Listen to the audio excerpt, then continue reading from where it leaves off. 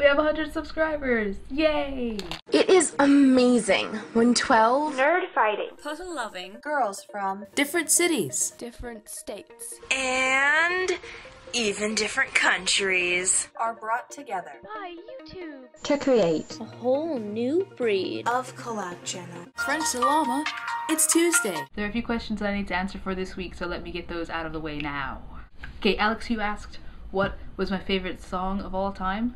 And that's a really difficult question, because that's just a really difficult question. So let me ask my friend iTunes. According to iTunes, my favorite song is Dance Music by the Mountain Goats. At 69 listens. I don't really think that that's a very accurate way to find my favorite song, but that's the only way that I could think to do it. So, Dance Music by the Mountain Goats. A close second was This Year by the Mountain Goats.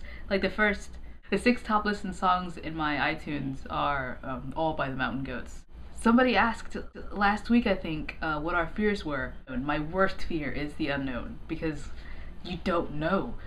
Being afraid of the unknown goes hand in hand with being afraid of the dark, because it's not necessarily the dark that I'm afraid of. Like, I'm fine with darkness. I'm afraid of what could be in the dark, because that's scary. I'm also afraid of this guy. Oh, he's so freaking scary. Chapter 10, Halloween. Funny story. That's not really that funny. Moderately amusing story. When I was first reading this book, being the 11-year-old that I was, I got bored sometimes. So I would skip bits of the book if I didn't find them to be particularly interesting. I started reading Halloween and I got bored.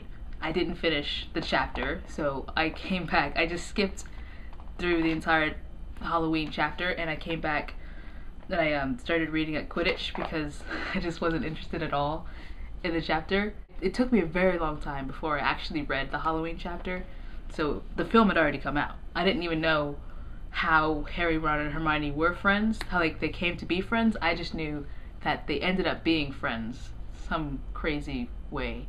And I agree with you, Simone. In chapter 10, the plot thickens considerably. Ron is mean to Hermione because she sucks. Harry gets to Nimbus 2000. He learns about Quidditch. Oliver Wood's impressed, which is good. There's a troll in the dungeon. Harry and Ron save Hermione. People argue that even at this point, Ron already liked Hermione, and I really don't think that happens until maybe book 4.